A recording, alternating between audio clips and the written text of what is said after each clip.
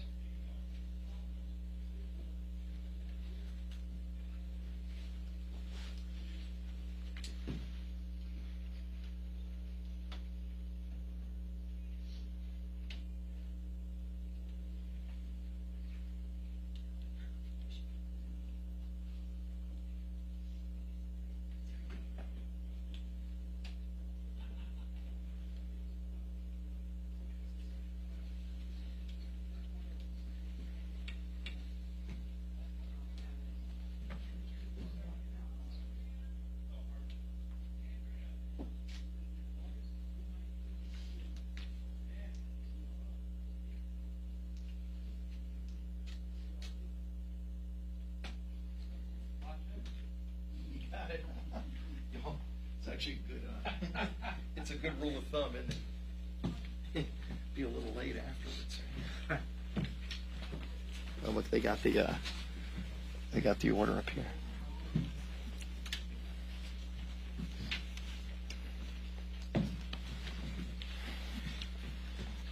There's room over here. Come on over.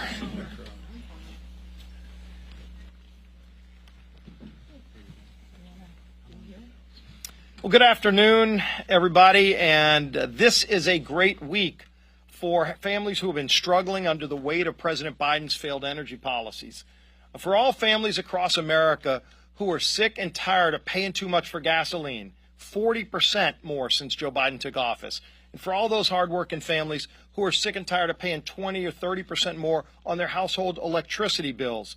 The good news is House Republicans have listened and help is on the way in the form of the Lower Energy Costs Act. This is a great bill that we're bringing to the floor just 2 days from now, where we're going to show the country how we can actually become energy independent, how we can lower costs for families, combating the biggest threat to families, and that's inflation. All of these bad policies that Joe Biden's pushed the last 2 years have had a deep, deep negative impact on families in the form of higher prices. And there's no reason for it. There's no reason we should be getting energy from foreign countries when we can make it here cleaner, more efficient, and at a dramatically lower cost than anywhere else in the world. This bill achieves that. I've got a bunch of colleagues up here that I'm proud to bring up because they've all been a part of bringing the lower energy cost bill to the floor, and are going to talk about what's in this bill that's going to help those families who have been struggling and who have been waiting for too long to finally get somebody fighting for them in Washington instead of what President Biden's done to stand up for whether it's OPEC or going and begging Saudi Arabia or Putin for our energy. We don't need to do it. We can make it here better than anywhere else in the world. One of the leaders in the fight from the great state of Texas on the Energy and Commerce Committee, August Pfluger. All right, August. Well, thank you, Leader Scalise, for yours and Speaker McCarthy's faithful leadership in focusing our conference on energy security and how important it is for our country. And I think it's important to recognize that this bill, H.R. 1, House Resolution 1, is the most important bill to this conference. This is a message, not just to President Biden, but it's a message to the American public that we value the foundational piece of our country, our economy, our national security so much that because it's been assaulted, we want to restore it back to where it was. When we talk about oil and gas, we're actually talking about my constituents, the hardworking men of the Permian Basin, the heartbeat of America. And I'm here to defend them every single day.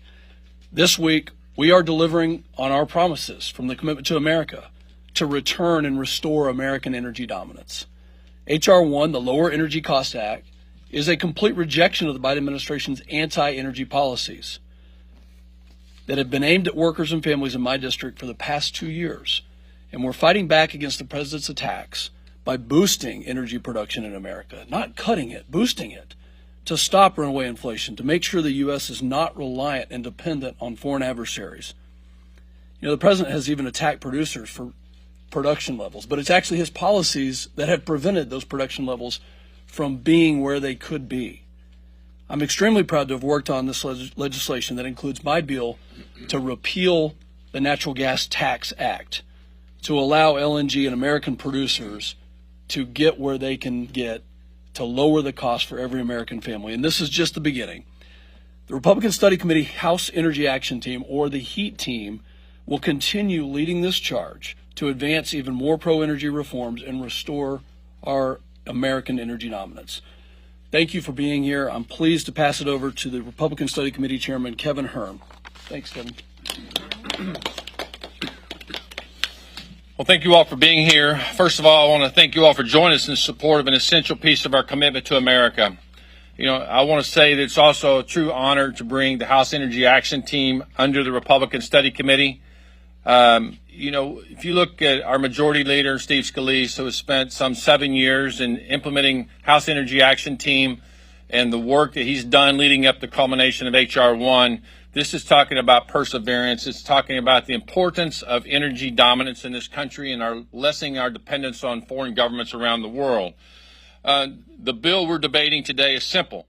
Let's restore American energy security and get back to the position of a power of a net exporter of oil. Under President Trump, the United States was a net exporter of oil for the first time since the 40s. We are on track to becoming a dominant energy supplier on the world stage. But Joe Biden came in and on day one, slashed all that progress. He canceled the Keystone pipeline, he ended oil leasing on federal lands, and he burdened our domestic energy producers with relentless regulations and red tape. With H.R. 1, the Lower Energy Cost Act, we are telling Joe Biden that we are done with these reckless policies. We are done with his America Last agenda. This bill is H.R. 1 because it's the top priority of the Republican conference. Not only that, it's just the beginning.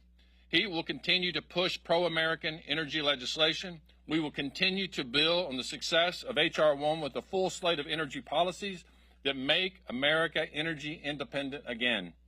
No more reliance on foreign dictators, no more dependence on totalitarian regimes and human rights abusers. Let's connect the American people to the energy sources right here at home. I look forward to casting my vote for H.R. 1 on Thursday. Thank you. And now I'd like to bring up, is Mike here? Jeff Duncan, one of the co-chairs of HEAT for the last 5 years. Thank you, Jeff. Good job, Kevin, and thanks for RSC taking up the HEAT mantle. As the past co-chair of the House Energy Action Team for 4 years, we worked on a lot of these policies that we are now seeing come to fruition and reality with H.R. 1. You know, there's no national security without energy security. America needs to be energy secure.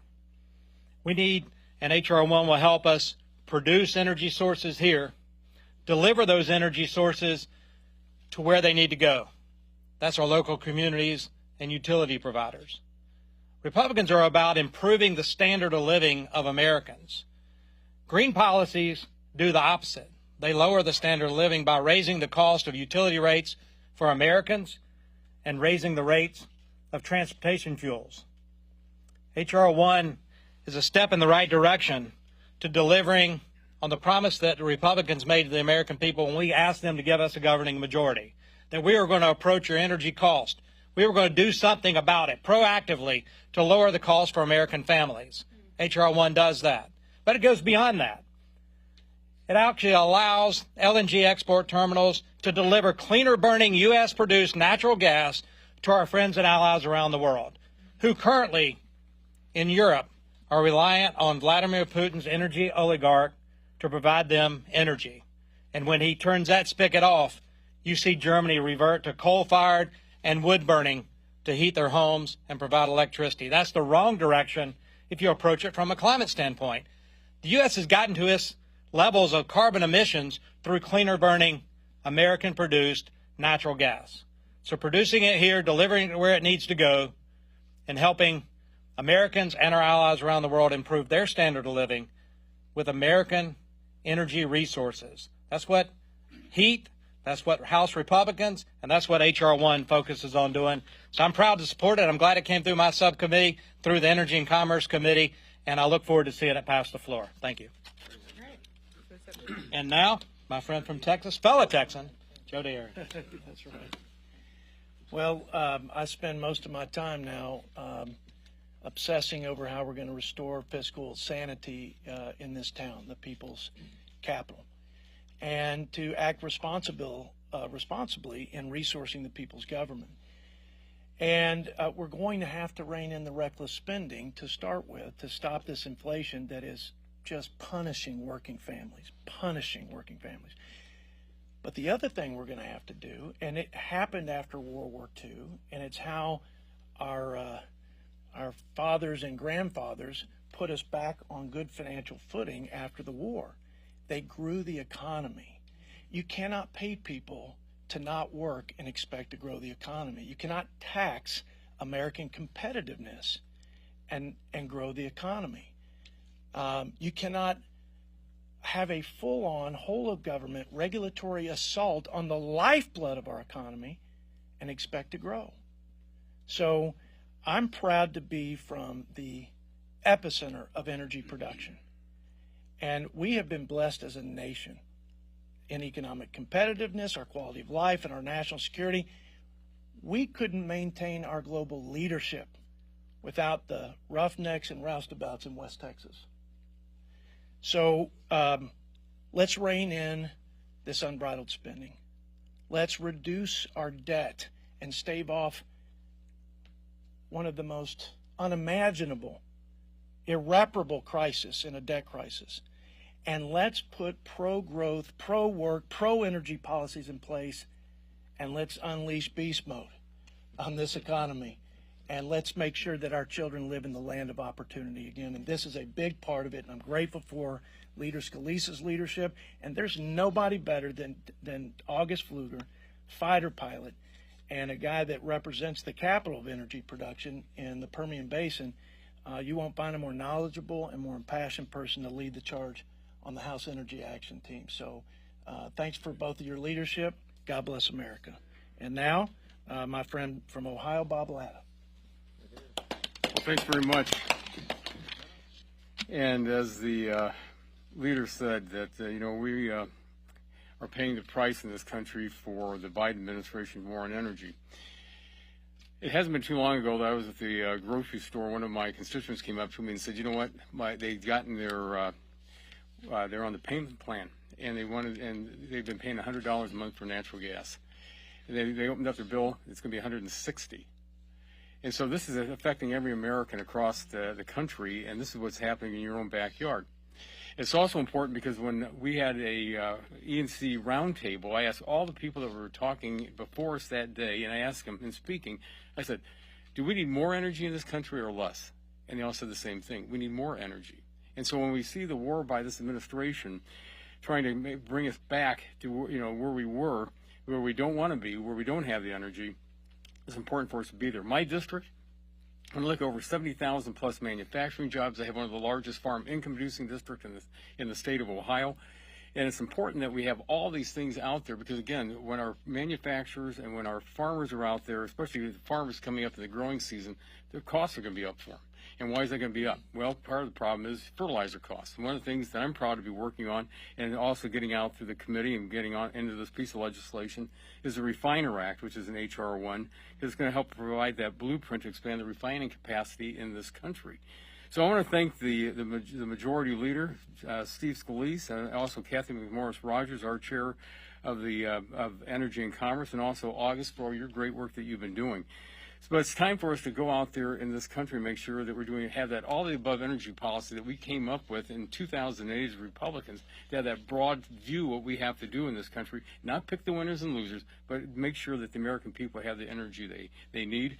And I'd like to bring up at this time my friend from North Carolina, Congressman Rogers, for his comments. All right. Thank you, Bob. Well, good afternoon, and I appreciate you being here. Building on the comments that many of my colleagues have already made, I think it's fair to say that there's a fundamental truth here, and that is low-cost, reliable energy is foundational to prosperity. It's not the only aspect of prosperity, but it's hard to have prosperity if you don't have low-cost, reliable energy. And on behalf of Sam Graves, the chairman of the Transportation and Infrastructure Committee, where I serve as chairman of the Water Resources and Environment Subcommittee. Really pleased that this package includes a bill reported out of the T&I committee that reforms, and this is key as well, reforms one of the key permit programs, Section 401 of the Clean Water Act, which if you look at the history in recent years in particular, this is a permit program that has been weaponized to derail very good natural gas, liquefied natural gas export facilities, for example, as well as other pipelines. Those have been derailed not because of water quality issues, but because of a political bias and ideology in blue states, in particular. New York and Oregon specifically come to mind, as well as others. So this bill includes legislation that shores that statute up, gets rid of the loopholes that some have used to weaponize the program to derail these very important projects. And this is an incredibly important bill for the American people, for our national security, and also key and critical to helping to reduce inflation. With that, I'll turn it over to my friend and colleague, Mr. Stauber from Minnesota. Well, thank you very much. It's great to be joining you all today. I want to touch on the mining provisions of H.R. 1, which includes my Permit for Mining Needs Act. My district in northern Minnesota has 95% of America's nickel reserve, almost 90% of the cobalt, 75% of our platinum group metals, and over a third of our copper. All these minerals are needed for our energy security and mineral supply chains. It's unconscionable that a mining project in the district that I represent is on its 20th year of permitting and litigation. We have the resources and the workforce here in the United States. We just need to have the will to mine. Another mining project on its 10th year of permitting, and this administration pulled the leases for purely political reasons. Wouldn't even allow an EIS to go forward. It's in the Rainy River watershed. And in that same Rainy River watershed in Ontario, Canada, they permitted a gold mine and started mining for gold within 3 years. Whether it be mining, oil and gas, wind or solar energy, we support all of the above and all of the best. But you can't have all of the above and all of the best without permitting reform. We also need permitting reform to build transmission lines, roads, bridges, and so much more. If we want to establish critical mineral dominance and American energy security, we must pass H.R. 1 and no longer rely on the communist country of China for our critical minerals and foreign adversarial nations for other energy. And at this time, I'd like to pass this on to my good friend from Arizona, Debbie Lesko. Thank you.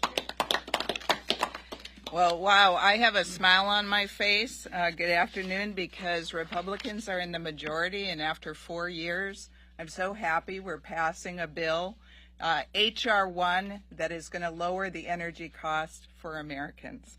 The Biden administration's war on American energy has been nothing short of a disaster. Since President Biden has taken office, gasoline prices have increased 51%. Utility gas prices have increased 44%, and electricity prices have increased 24%. My home state of Arizona is home to an abundance of energy resources, yet this administration has signaled that it would rather drain our emergency reserves, cripple domestic energy production, and turn to our adversaries. With H.R. 1, House Republicans are fighting back. I'm proud that my legislation to condemn President Biden's cancellation of the Keystone XL pipeline was included in this critical package. The decision to cancel Keystone XL pipeline was just the first in President Biden's reckless energy policies. The pipeline cancellation ultimately cost our nation 59,000 jobs and up to $9.6 billion that would have helped our economy. And guess what? It didn't even reduce emissions.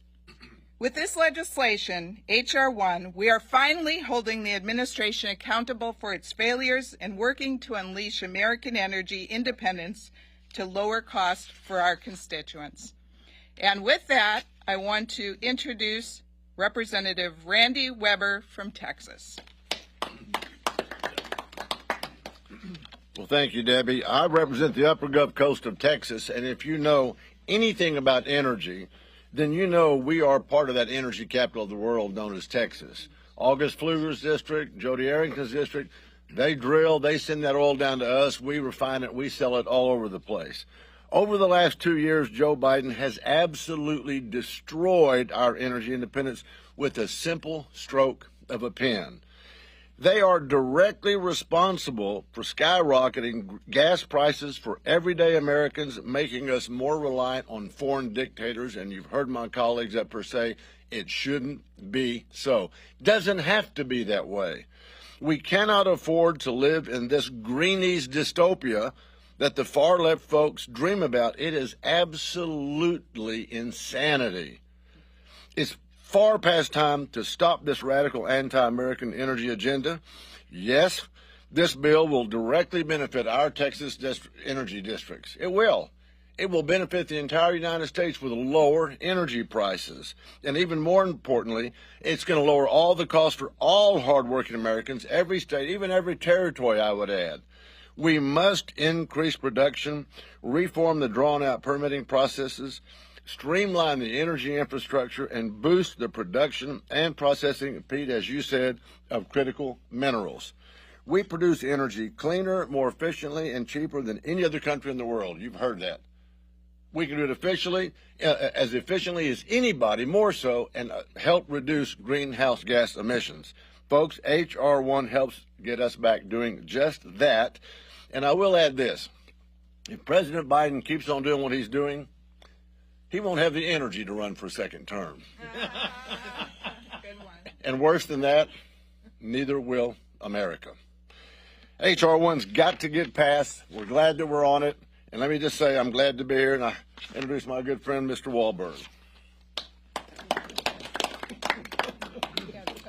Thanks to the team. And I come from the auto capital of the world. It all began there. And those wonderful machines that get us around aren't built without energy. When I fly across my district that goes from Lake Michigan to Lake Erie, from the Illinois border to the Canadian border, I cross looking down, I cross two nuclear power plants. One sitting on Lake Michigan, one sitting on Lake Erie. I cross a huge coal-fired plant still on Lake Erie, putting out huge energy that makes a difference for all of us. Natural gas plants. But I also see, and looking down as I fly over, in a plane that's fueled by energy that comes through the Line 5 pipeline, coming from Canada, bringing resources down to be refined in Detroit and in Toledo, put back in the jet fuel that many of my colleagues and I fly to Washington on each week in planes fueled by that jet fuel. And we look down and we see wind towers being built with huge energy that comes to the welders who are welding those huge discs that make the wind towers for the energy that comes from steel that is in a steel mill right next to that on the Port of Monroe. All of that takes energy. And so I'm delighted to be standing here today speaking on behalf of H.R. 1, our first priority as Republicans, but priority for the people of our country. H.R. 1 is a vital piece of legislation that will reverse course from the failed policies of the Biden administration and promote American energy independence. Included in the legislation is my bill, the PIPES Act, which would prevent executive overreach from shutting down safe and essential pipelines without congressional approval, including Line 5, that we fight to keep open, with the president and the governor of our state still looking at trying to shut that down. For what reason, I have no idea. Maybe it's to keep me from getting to Washington. H.R. 1 represents a return to putting hardworking Americans first again. Delighted to now introduce to you for the next speaker, the representative from Colorado, Representative Boebert. She had to go. We'd be happy to take a few questions. Yes, ma'am. It looks like you might get a few Democrat votes on this bill, but are you confident that you'll have every single Republican on board? We've got almost every Republican already committed. Obviously, the whip team's still working through a few. You looked at the amendments that are filed, over 30 amendments, so we're working through those as well. But I've heard from a few Democrats who will be supporting it. Frankly, every Democrat ought to support it. Saw President Biden issued a veto threat on the bill because I guess he wants American families to pay higher energy costs. Maybe after he hears from them, he'll reverse course and support the bill like he did with the D.C. crime bill, which he initially opposed and then later signed into law. Yeah. Are there any of those amendments that you think could cause a significant number of Republicans to vote against this bill if No. they get through? No. So after passage, the Senate's unlikely to take it up for Senator Schumer. Is there any interest among leadership in putting some of the more bipartisan provisions in must-pass legislation, like debt ceiling, government funding, later on in the year? Well, I wouldn't buy the premise because just because Chuck Schumer wants New Yorkers to pay more for their energy, there are a lot of senators that are recognizing, especially those that are up on the ballot next year, that high energy costs are a huge burden on families all across America and especially in their states. You know, they're going to have to go home and hear from those constituents who are fed up with paying higher energy costs. And once they see, and look, we've got 2 days of full debate.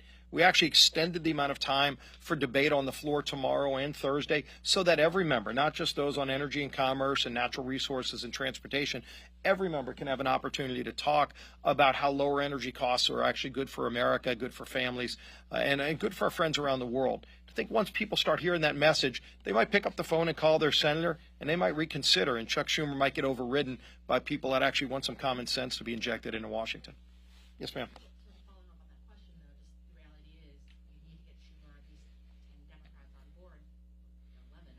We wouldn't need Schumer, but we would need 11 other Democrats.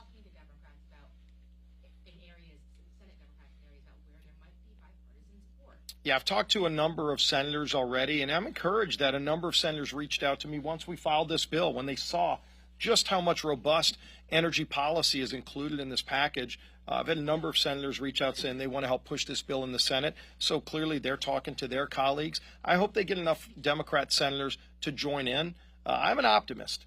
And I think ultimately good policy makes for good politics. This bill is really good policy for American families who are struggling. And once it gets over to the Senate, it's going to have more momentum. And again, I go back to the D.C. crimes bill. When that bill came out of the House, a lot of people in the press were saying it was a partisan bill. The president was saying he was against it. And then when it passed, it had a number of Democrats that joined on. It got a lot of momentum because families saw, wait a minute, this is actually good to lower crime in D.C. And finally, a lot of Democrats in the Senate that initially were against it ultimately voted for it. So let's keep the process going. Let's talk to the country about it. We're doing our part, not just here. We're going back home and talking about how energy policy can actually help lower costs and lower inflation for families, too. Last question. If you don't end up getting any Democratic support here in the House, how do you think that impacts going forward, whether it's bipartisan energy talks or debt ceiling talks? Yeah, we'll have some Democrats that vote for the bill on Thursday. So, you know, ultimately, I would like this to be part of a debt ceiling negotiation. Speaker McCarthy laid that out in his letter to the president this morning. He laid out a number of items that can actually get some real savings for families across America. So this is one item that'll lower costs on families. It'll lower inflation. It'll generate more revenue to the federal government. It'll get real robust growth in our economy, just like some of the other items that Speaker McCarthy put in his letter to President Biden. But look, the burden is on President Biden right now. If you look at what he's trying to do in the debt ceiling, he's trying to run the clock out. And I think Joe Biden would be happy trying to delay and delay and delay until the midnight hour, try to scare the country into some debt crisis. I don't think that's responsible. It's actually reckless, especially after what we've seen from this administration on their other bad policies that led to what we saw at Silicon Valley Bank and other problems. So we don't need more crises in this country. We need responsible leadership. It's about time that President Biden actually pick up the phone, call Speaker McCarthy, and accept his offer to go sit down and talk. This would be one really good item to help get those talks further along. There are a number of other items that Speaker McCarthy put in his letter to the president today. We can solve this problem and a lot of others. Republicans aren't going to stop working. We're going to keep fighting for those families who've been left behind by Washington. And maybe, just maybe, if we keep pushing hard enough, we'll get some Democrats to join in as well and get these things done and get our country back on track. Thank you all. See you on the floor.